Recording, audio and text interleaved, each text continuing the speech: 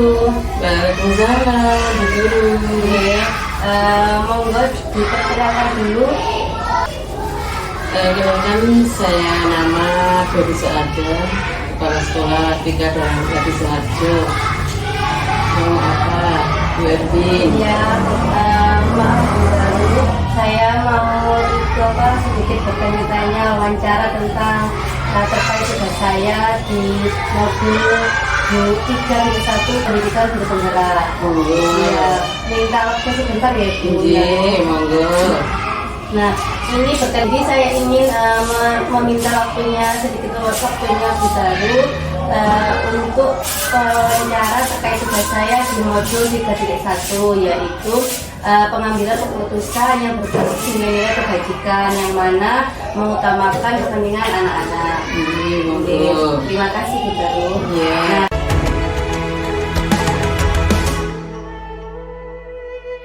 yang pertama itu adalah selama ini bagaimana Ibu dapat mengidentifikasikan kasus-kasus yang merupakan dilema etika ataupun bujukan moral. Ya, terima kasih Bu Erwin.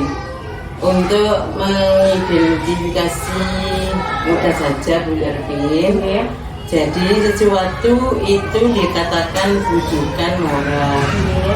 Itu ada dua macam, ada yang salah dan ada yang benar menurut hukum. Nah, jika kedua-keduanya itu benar, maka hal itu dikatakan dengan dilema etika.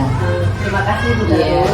Ayo memilih apa yang kau suka. Nah, kemudian yang kedua adalah selama ini bagaimana Ibu menjalankan pengambilan keputusan di sekolah Ibu, terutama untuk kasus-kasus di mana ada kepentingan yang sama-sama benar atau sama-sama mengandung nilai kebajikan. Ya. Sebelum kami mengambil keputusan, tentunya saya mengidentifikasi masalah-masalah yang terjadi terlebih dulu. Kemudian siapa saja yang pihak terlibat, lalu mengumpulkan fakta yang ada dan kami teruskan sehingga mampu mengambil keputusan yang tepat baik itu pihak yang bermasalah. Dalam mengambil keputusan ini tentu saja kami mengutamakan prinsip kekeluargaan agar dan musyawarah dengan mufakat agar keputusan ini bisa terlaksana dengan baik.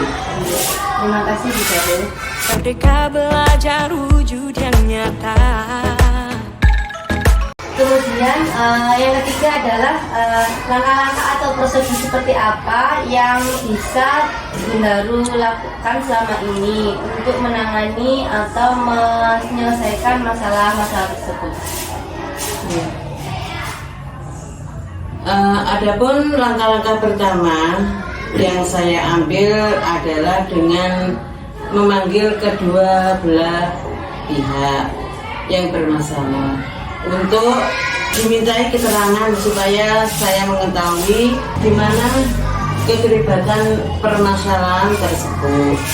Pada intinya orang itu terjadi dan apa terpicu serta menemukan berbagai solusi terbaik yang akan diambil atau diputuskan dengan tidak merugikan kedua belah pihak. Raih mimpimu juga cita-cita. Terima kasih. Berikutnya untuk pertanyaan keempat adalah hal-hal apa saja yang selama ini Bu Guru anggap efektif dalam pengambilan keputusan pada kasus-kasus yang pernah dihadapi sama Bu Guru. Baik, pertama kita melakukan dialog dengan pihak yang bermasalah dengan prinsip atau tujuan kekeluargaan agar dapat memunculkan solusi yang dapat diterima oleh kedua pihak. Adapun caranya yaitu dengan cara memberikan bimbingan secara komprehensif yang tidak menimbulkan perselisihan lagi dari kedua belah tersebut. Terima kasih Bunda Lulu atas penjelasannya. Generasi emas Indonesia. Kemudian hal-hal apa saja yang selama ini merupakan menjadi tantangan dari Bunda Lulu dalam pengambilan keputusan yang ada di kasus-kasus dilema etika. Baiklah, selama ini saya menjadi kepala TK Dharma Wanita di Sengajo. Tantangan yang saya hadapi dalam mengambil keputusan adalah bagaimana cara mencari solusi yang terbaik bagi semua pihak dengan risiko seminimal mungkin. Tentu saja hal itu membutuhkan dukungan semua pihak, dari wali murid, dari komite, dan dari Dewan Guru yang positif dari semua atau dari semua masyarakat. Belajar Pancasila. Kemudian untuk pertanyaan selanjutnya adalah apakah Ibu memiliki sebuah jadwal tertentu atau urutan dalam sebuah penyelesaian kasus dilema etika, ataukah Ibu langsung menyelesaikan di tempat, kemudian bentuk atau prosedur seperti apa yang Ibu jalankan? Untuk menyelesaikan masalah, kami sebagai kepala sekolah langkah yang tepat yaitu menyelesaikan permasalahan yang ada secara langsung dan diselesaikan di sekolah pada hari itu juga, agar tidak berkepanjangan serta tidak menimbulkan perselisihan yang baru dengan melibatkan beberapa pihak terutama Dewan Guru untuk memberikan pertimbangan dan masukan yang baik serta pengawas sekolah dan komite sekolah tergantung pada karakter permasalahan yang terjadi di sekolah. Terima kasih. Tanamkan di dalam dada.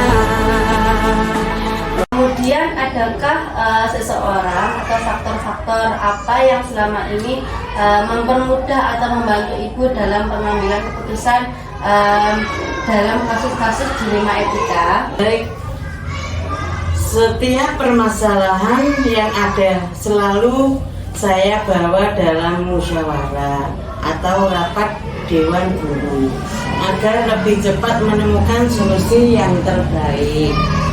Juga bisa berkonsultasi dengan pengawas sekolah atau komite sekolah untuk meminta keterangan atau saran dan masukan terbaik bagi permasalahan-permasalahan yang ada di sekolah kita. Terima kasih Bunda Lulu. Belajar Pancasila. Nah, kemudian yang terakhir Bunda Lulu, dari semua hal yang sudah disampaikan sama Bunda Lulu, pembelajaran apa yang dapat Bunda Lulu petik dari pengalaman Bunda Lulu dalam mengambil keputusan tersebut? Sebagai pimpinan di sekolah TK Dharma Wanita di Sengajo, kami dalam mengambil keputusan apapun harus berdasarkan kesepakatan bersama, utamanya wali murid, komite, Dewan Guru, yang dihasilkan dari musyawarah mufakat itu. Kita membiasakan diri untuk bertanggung jawab atas setiap keputusan yang telah ditentukan karena bekerja sebagai tim lebih ringan dalam menyelesaikannya. Selain itu juga berkomunikasi yang baik pada setiap elemen warga sekolah. Juga sangat menentukan cepat lambatnya penyelesaian masalah-masalah yang ada di sekolah. Cerdas berkarakter itu kita. Assalamualaikum warahmatullahi wabarakatuh, Bu Yuli. Waalaikumsalam, Bu Abi. Ya, mohon maaf Bu Yuli, sebelumnya karena saya sudah mengganggu waktunya Bu Yuli, mohon dimulai dengan perkenalannya Bu Yuli. Assalamualaikum warahmatullahi wabarakatuh. Ya, saya Ibu Yuli Rayaningrum, Kepala Sekolah TK Andi. Baik, mohon maaf Bu Yuli, saya mengganggu waktunya Ibu Yuli sebentar terkait tugas dari pendidikan guru penggerak yang sedang saya lakukan, yaitu pada modul 3.1, yaitu pengambilan keputusan berbasis nilai-nilai kebajikan yang mana berdasarkan mengutamakan kepentingan anak-anak seperti itu. Bisa meminta waktu sebentar Bu Yuli? Iya, terima kasih.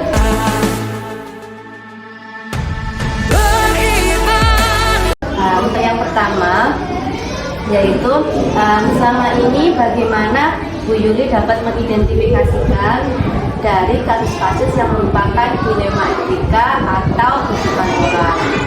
Iya, ketika kita menghadapi sebuah kasus, kita lihat biasanya kepentingannya ada dua hal yang kita harus memilih salah satu.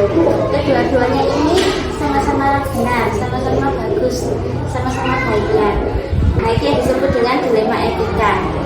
Kalau yang rujukan moral Bu Yuli, Rujukan moral itu biasanya itu yang satu benar, yang satunya salah. oh seperti itu. Oke, terima kasih.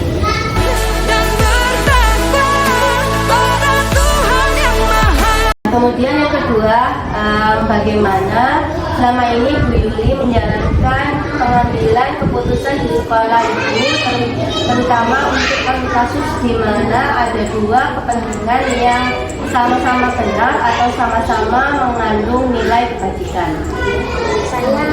Pertama saya mengidentifikasi masalahnya dulu. Kemudian siapa saja pihak yang terlibat.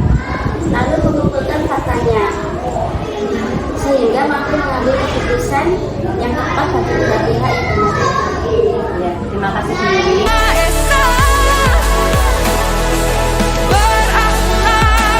Nah, kemudian yang ketiga, bagaimana langkah-langkah atau prosedur seperti apa yang Bu Yuli lakukan selama ini untuk menangani atau menyelesaikan dari masalah-masalah tersebut? Pasti kita tahu dua-duanya baik, dua-duanya bagus. Itu jadi sebuah kasus, kita cari di antara dua ini mana yang lebih bagus, mana yang lebih baik. Dan di antara dua ini, biasanya saya kumpulkan teman-teman guru, terus saya sampaikan permasalahannya apa. Dan kalau ada pertimbangan tiga, nanti kita tahu akan ketemu mana di antara dua ini yang paling penting, yang benar-benar bagus.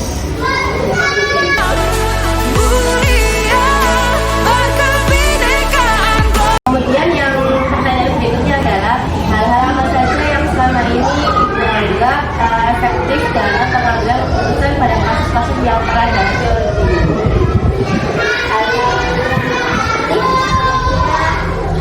Saya segera mungkin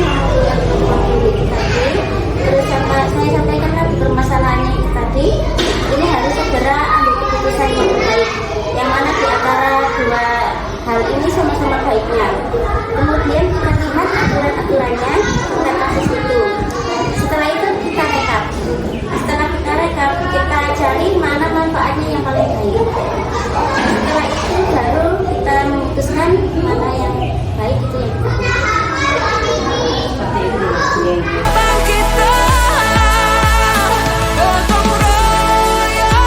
Kemudian berikutnya adalah hal-hal yang selama ini apa saja yang selama ini merupakan menjadi tantangan Ibu dalam pengambilan keputusan dalam kasus-kasus dilema etika.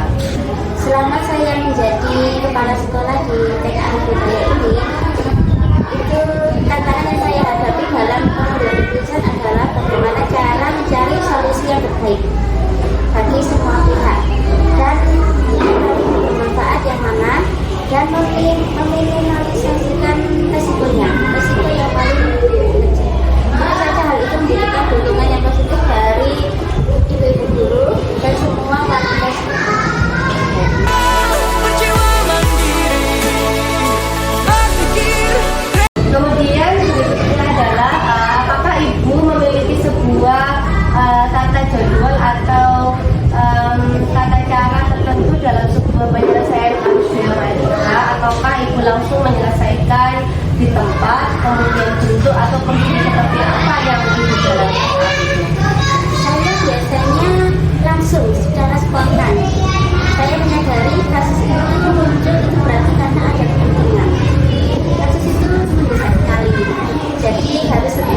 harus segera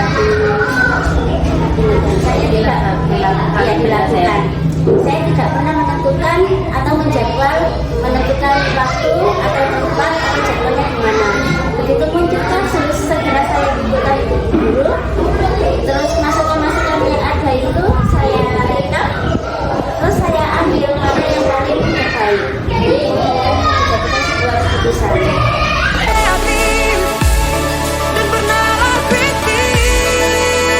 Kemudian selanjutnya, adakah seseorang atau faktor-faktor apa yang selama ini mempermudah atau membantu Bu Yuli dalam pengambilan keputusan dalam kasus-kasus dilema etika?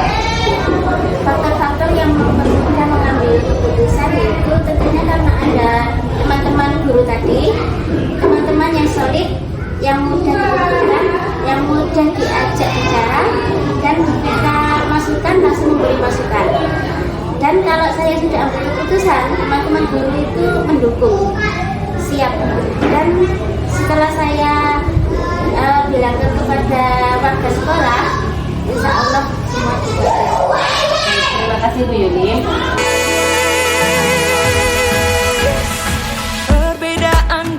Selanjutnya terakhir, dari semua hal yang sudah disampaikan sama Bu Yuli, pembelajaran apa yang dapat Bu Yuli petik dari pengalaman Bu Yuli selama mengambil keputusan tersebut? Pelajaran yang dapat dipetik yaitu dalam sekolah dimanapun pasti ada kasus. Nah, adanya kasus itu segera mungkin diselesaikan. Jangan sampai menunda-nunda atau berlarut-larut. Ya, seperti yang saya bilangkan tadi, kita tidak tahu barangkali di sini ada kasus apa lagi. Tapi ya jangan sampai. Harapan saya sudah tidak ramai kasus lagi. Dan yang sudah berkasus kan juga ingin segera dapat jawaban atau keputusan. Dan yang kedua, kalau ada kasus itu jangan dihindari, tapi harus dihadapi. Dan sebisa mungkin patokannya antara dua hal itu kita ambil yang paling